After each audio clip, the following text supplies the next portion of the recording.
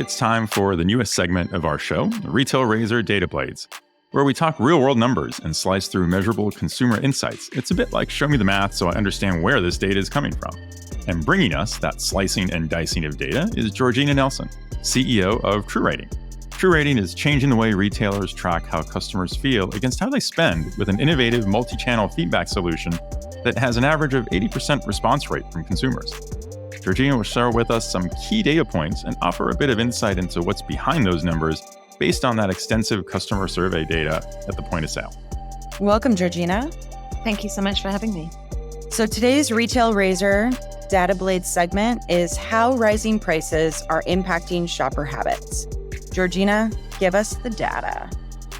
Well, last time we chatted, we discussed how over 81% of consumers who we polled across our markets, and that was over 170,000 shoppers, had been noticing the pinch on the cost of living. So 81% were noticing. But then we thought, how is that actually impacting behavior? What changes are people making in light of that? And how is that affecting retailers? So we asked whether people were driving less or more as a result. And we found that 63% of consumers in the US said they were driving less because of the rising gas prices.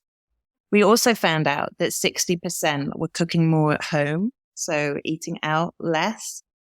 And 74% were using a list when they went shopping, which is a big increase on the previous times which we've asked that. And academic research shows that generally consumers spend 15% less when they have a list. It's that discipline and keeping to it. Interesting. Yes. So it's really become clear to us that when it comes down to discretionary spend, big ticket items, consumers are definitely being more careful. They're shopping around more. They're making less frequent trips when they're going by public transport. And that means that the retailers who are in urban areas, where there's a great public transport network, aren't at such a disadvantage. So, Georgina, I know retailers and consumers alike have been feeling the burden of inflation for quite a few months now.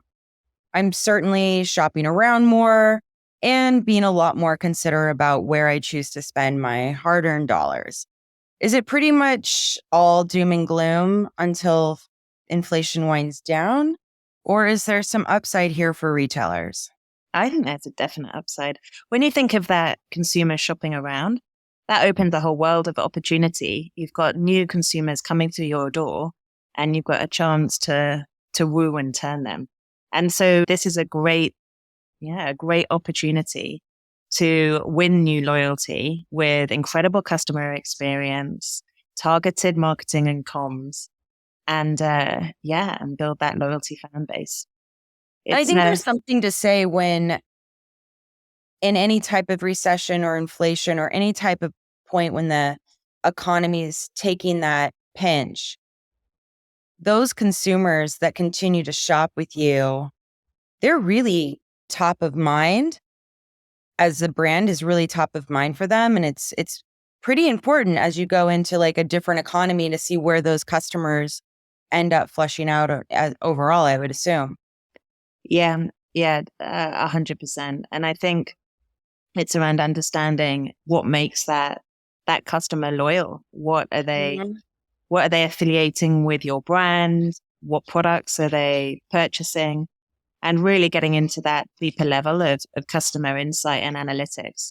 I think as we look to how a lot of our retailers are fighting the inflation and the pinch on wallet spend, it's really focusing down on, as I said, that element of customer experience, but training the store cashier to actually be a brand ambassador.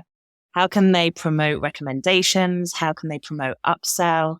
And even simple things we found that, like, such as asking a customer their name in some of these fashion environments, etc., when that consultative sale really helps. We've seen that drive average basket spend by over 30%. Wow. Likewise, if a customer makes if a cashier makes a recommendation.